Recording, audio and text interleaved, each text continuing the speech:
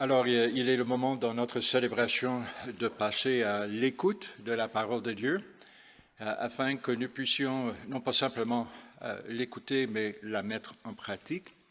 Et notre texte ce matin se trouve dans l'Évangile de Matthieu, au chapitre 10, et les versets 1 à 15. Donc, Matthieu, chapitre 10, les versets 1 à 15.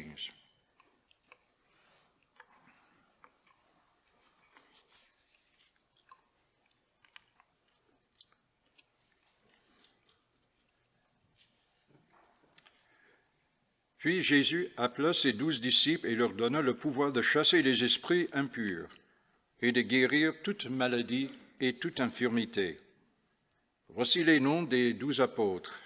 Le premier, Simon, appelé Pierre, et André, son frère, Jacques, fils de Zébédée, et Jean, son frère, Philippe et Barthélemy, Thomas et Matthieu, le collecteur d'impôts, Jacques, fils d'Alphée, et Lébé, surnommé Thaddée, Simon le Cananite, et Judas Iscariote, celui qui trahit Jésus.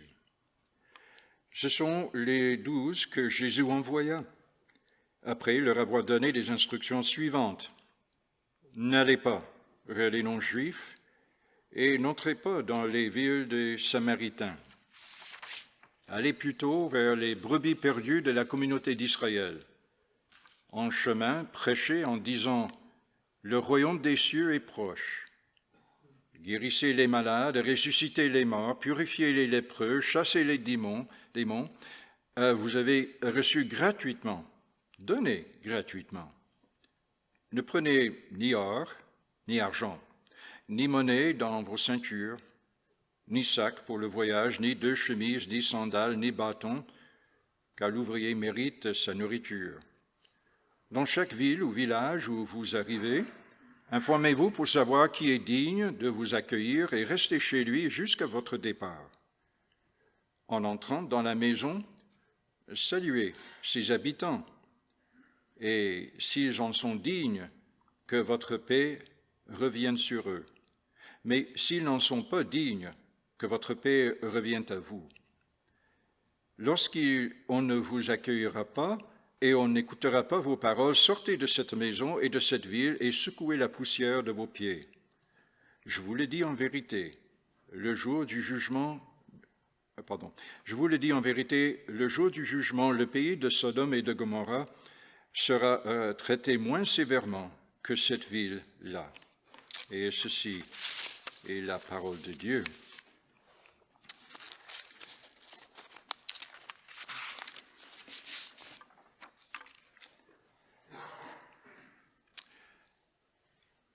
Pour commencer aujourd'hui, j'aimerais que vous regardiez les gens tout autour de nous ou de vous et de repérer peut-être, de façon pas trop flagrante, quelqu'un qui est peut-être un peu étranger, que vous ne connaissez pas. Et imaginez maintenant, en une seconde, il faut dire si cette personne est ordinaire ou extraordinaire. Vous avez une seconde.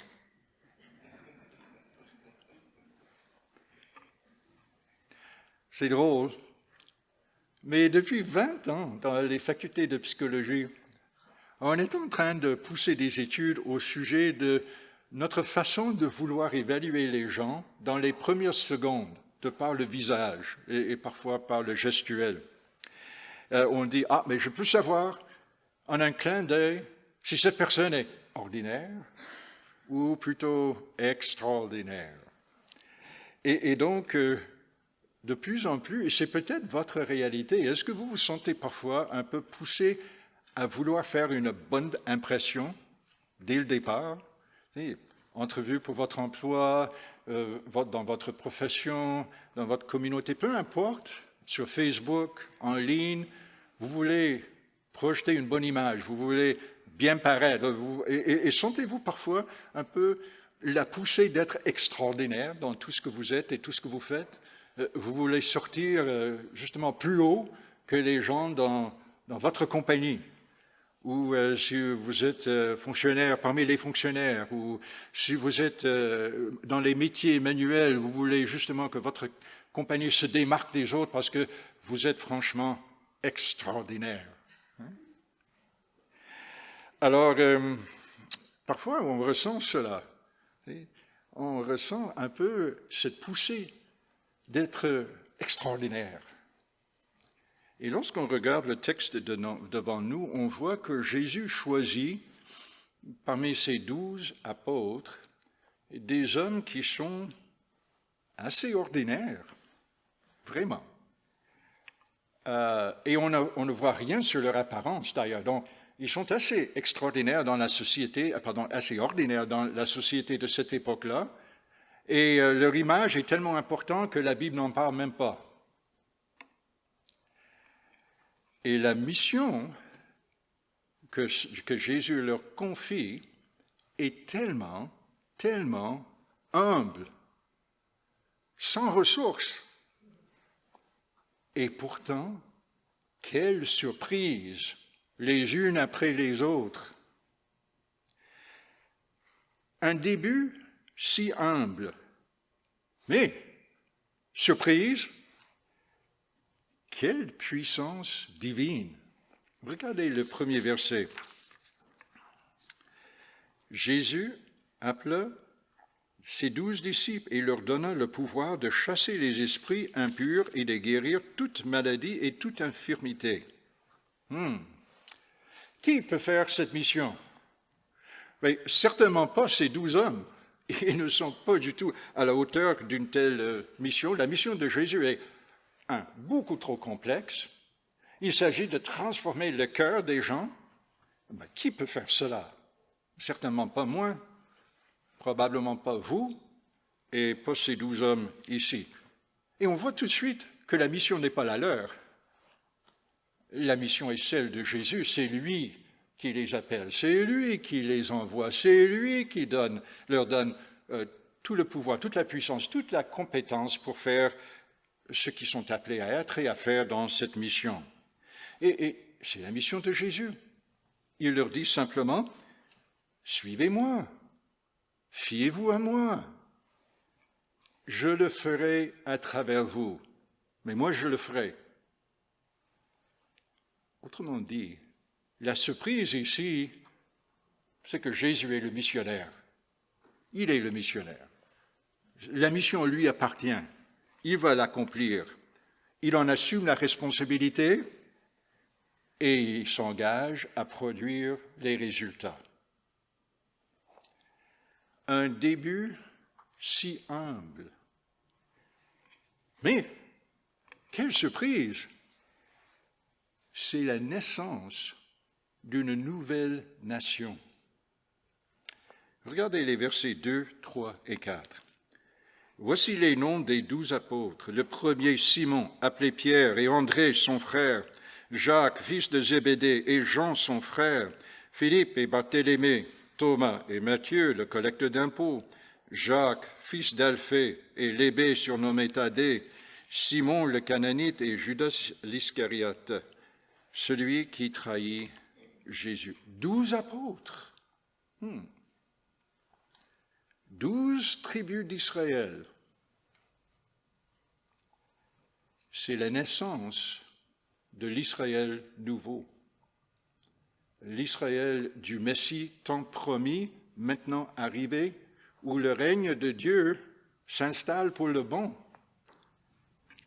Jusque-là, au cœur de la nation se trouve le temple de Dieu, la présence de Dieu, la gloire de Dieu. Et l'appel, c'est aux nations de venir à Jérusalem, venir au temple, venez adorer le Seigneur, déplacez-vous, venez. Mais ici, ce sont des apôtres. Et savez-vous ce que c'est un apôtre, selon le mot apostolos? Ceux qui sont envoyés. C'est exactement le contraire. Ce n'est pas ceux qui sont appelés à venir, ce sont ceux qui sont envoyés vers les nations. Envoyés loin. Donc c'est exactement le contraire de ce qu'il y avait auparavant. Donc c'est le grand virage de venir au temple. Et c'est le temple, Jésus, qui envoie ses apôtres envers les nations. 12 apôtres. Allez, allez, allez, et faites des nations mes disciples. Il crée un peuple nouveau, une nation nouvelle, et je vais les rassembler pour vous. Belle surprise. Un début si humble. Mais quelle surprise! Sa grâce absolument extraordinaire. Regardez les versets 5, 6, 7, première partie du verset 8. Ce sont les 12 que Jésus envoya après leur avoir donné les instructions suivantes. N'allez pas vers les non-juifs et n'entrez pas dans les villes des Samaritains.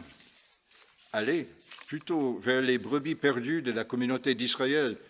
En chemin, prêchez en disant « Le royaume des cieux est proche ». Jésus dit à ses disciples « Allez auprès des gens dans votre cour arrière ». Il ne dit pas « Allez partout pour faire tout un grand cas ». N'allez pas avec tambour et trompette pour renverser la société, pour chasser les Romains.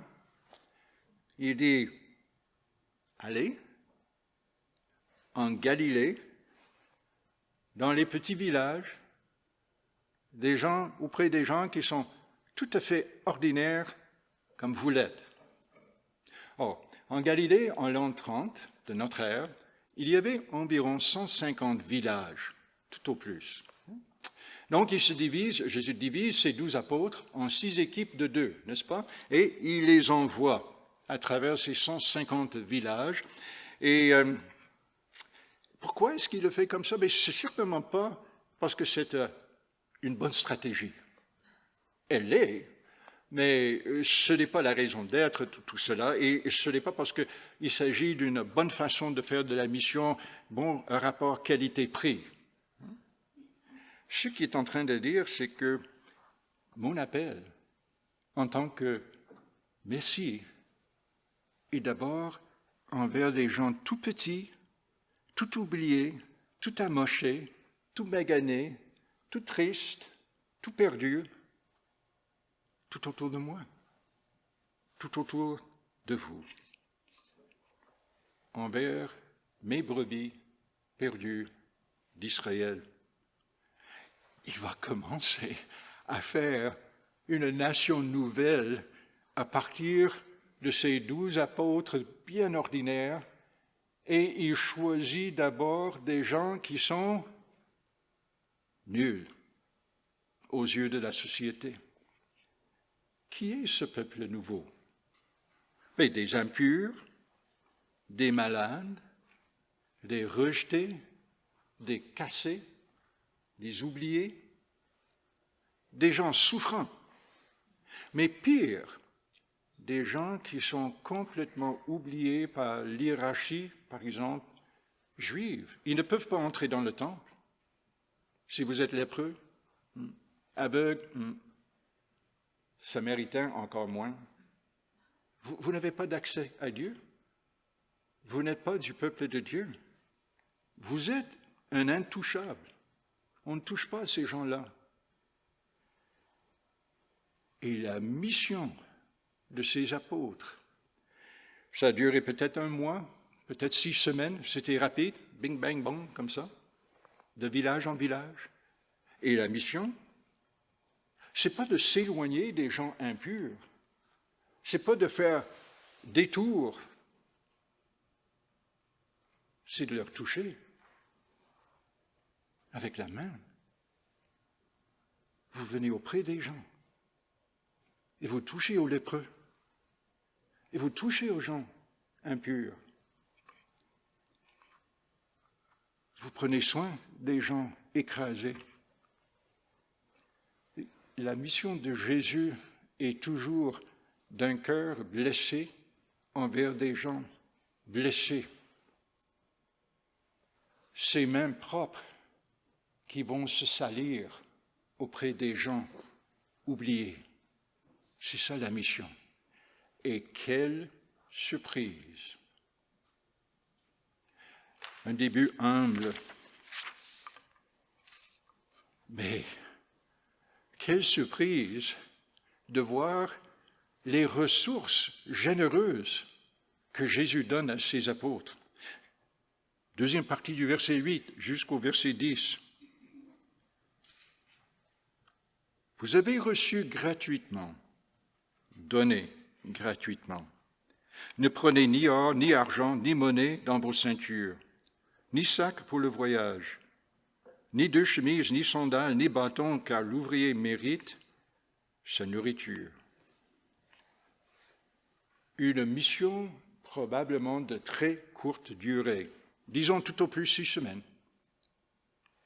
Mais n'est-il pas vrai que souvent, lorsqu'on embarque sur quelque chose de courte durée, on n'est pas toujours si généreux parce qu'on pense, mais ça ne va pas durer longtemps, donc on va juste faire le strict minimum. Mais pas ici. Jésus crée chez les apôtres et chez ceux qui les accueillent une générosité inouïe, inattendue. Jésus ouvre le cœur des gens dans ces villages afin qu'ils accueillent ses disciples, ses ambassadeurs.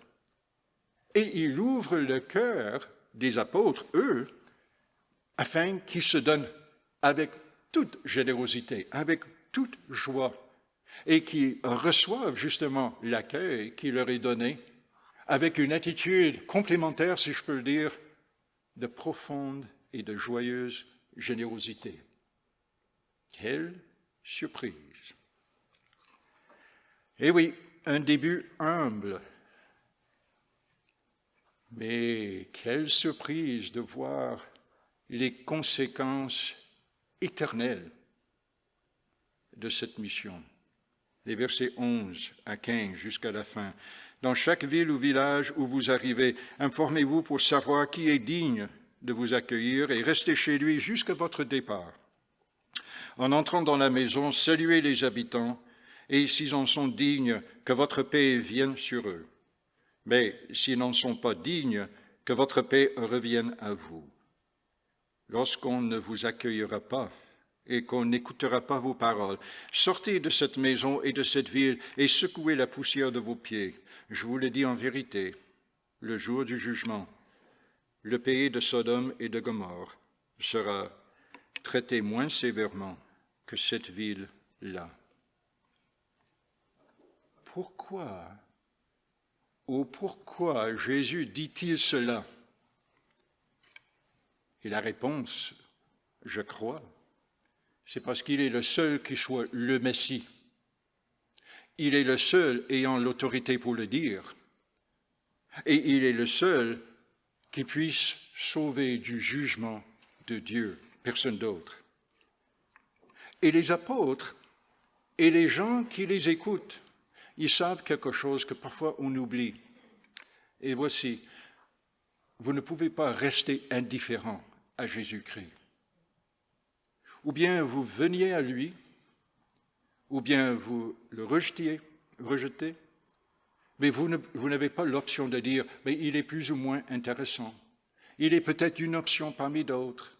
Oui, je vois qu'il y en a beaucoup dans ce monde qui s'annoncent pour nous donner la paix et la réconciliation, et Jésus est peut-être un de parmi tous. Vous n'avez pas cette option. Vous pouvez penser que vous avez cette option, mais Jésus dit clairement, ici, vous n'avez pas. Ou bien vous accueillez ces apôtres et en faisant, vous êtes en train d'accueillir Jésus. Mais si vous rejetez ces apôtres et leur message, vous rejetez Jésus. Et il dit, vous subirez le jugement de Dieu. Aujourd'hui, pour nous aujourd'hui, qu'est-ce qu'on va faire avec ce récit? Il y a probablement plusieurs choses que nous pouvons souligner. Moi, j'aimerais me limiter à une seule chose, juste une chose sur laquelle vous pouvez réfléchir aujourd'hui un sujet de prière, ensemble, comme Église, peut-être une action qui en découle pour nous. Et voici où je veux arriver. Okay? Nous ne dépassons jamais notre début humble. Nous ne dépassons jamais ce début humble. Car lorsque Jésus est devant nous, il nous appelle à le suivre en toute humilité. Et parfois, on n'a aucune idée où il va nous amener. Et nous aimons être un peu en contrôle, n'est-ce pas? J'aimerais bien planifier, j'aimerais bien savoir, j'aimerais bien qu'on soit en toute sûreté, que j'ai toutes les ressources et blablabla. Mais lorsque nous restons, comme au début, dans cette mission humble, Jésus est exalté. Et lorsque Jésus est exalté, il rassemble des hommes et des femmes en toute douceur, en toute grâce, en toute générosité. Les chrétiens qui lisaient cet évangile, ils lisaient ce récit 35 ans après les événements qui se sont déroulés. Donc supposons que le tout se passe en l'an 30, cette première mission de 6 semaines, mais l'évangile est écrit 35 ans plus tard, et les gens sont en train d'entendre ou de lire ce récit pour la toute première fois. Est-ce qu'ils vont copier, refaire ce que les apôtres ont fait ici? Ben non, pas du tout. Ce n'était pas un commandement, ce n'était pas un modèle.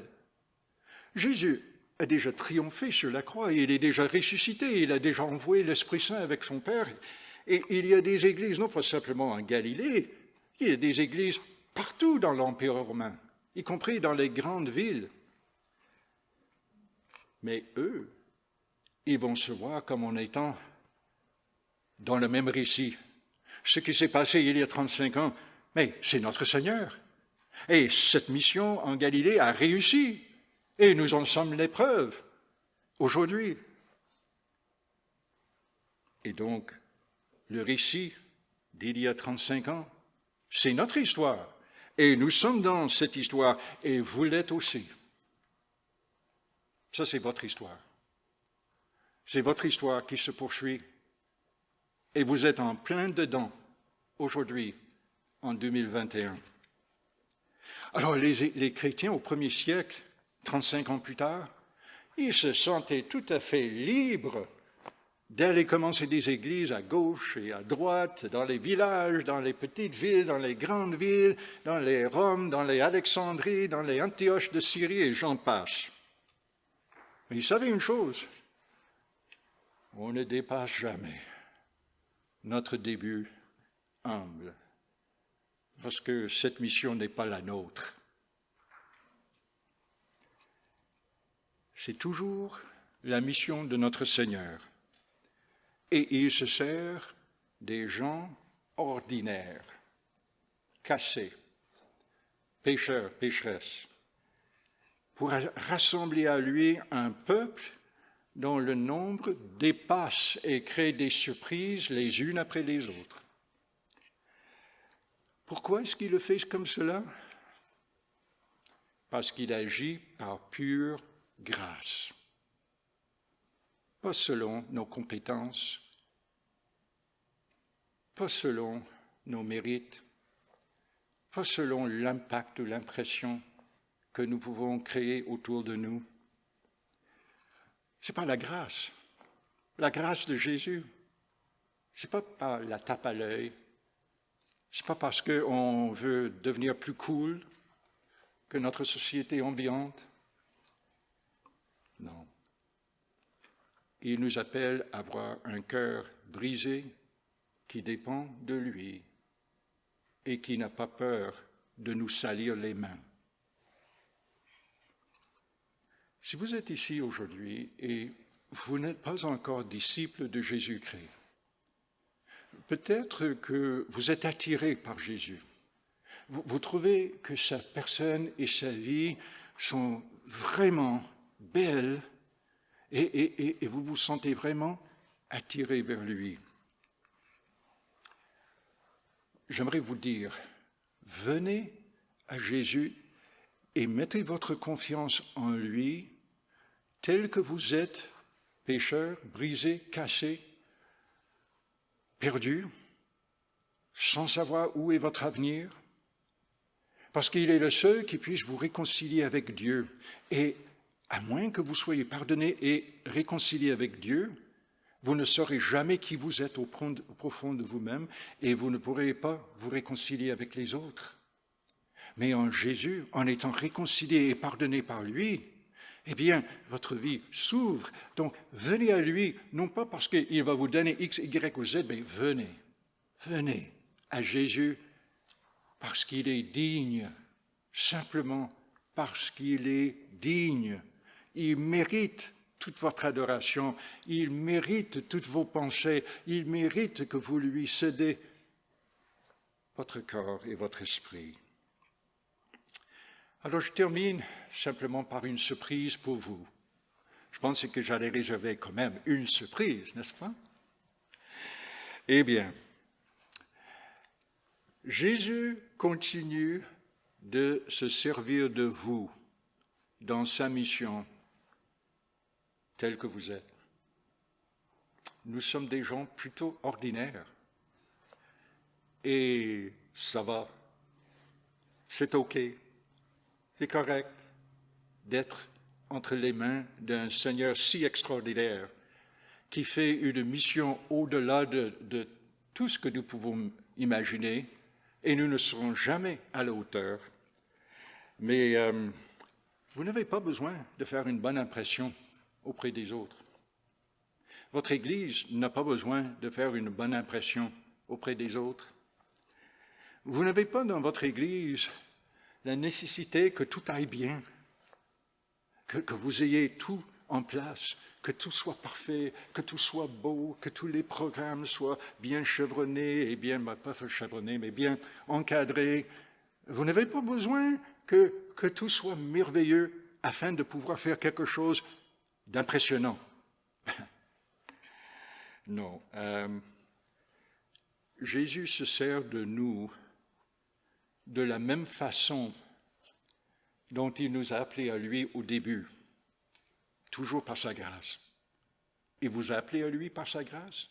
Et il continue de vous envoyer dans votre travail, dans votre quartier, dans votre ville, simplement tel que vous êtes, avec vos failles, avec vos péchés, avec vos faiblesses, avec vos échecs. Parce que ça ne dépend pas de la qualité de qui nous sommes, mais de la qualité de qui Jésus est. Et il vient uniquement et toujours par sa grâce. Lorsqu'on est venu à Jésus, ou plutôt je devrais dire, lorsqu'il nous a appelés à lui, on trébuchait, on se cassait le nez, on était pas mal amochés, spirituellement, dans nos relations avec les autres, et même parfois malades. Et il vous envoie envers des gens exactement comme vous, des gens qui trébuchent, des gens dont la vie est cassée, et les gens qui ont besoin, désespérément besoin, du pardon de Dieu. Alors, je termine en disant, et c'est la plus grande surprise, vous êtes libres. Vous êtes véritablement libre en Jésus-Christ. Vous êtes pardonné en lui. Il est présent dans tout ce qu'il fait parmi vous. Vous n'avez pas d'affaire à faire impression envers qui que ce soit. Vous êtes libre d'être ses disciples et de dire, Seigneur, on veut simplement te suivre. Et il y aura sans doute de grandes surprises qui nous attendent. Mais donne-nous la foi, simplement, de nous fier à toi. Amen.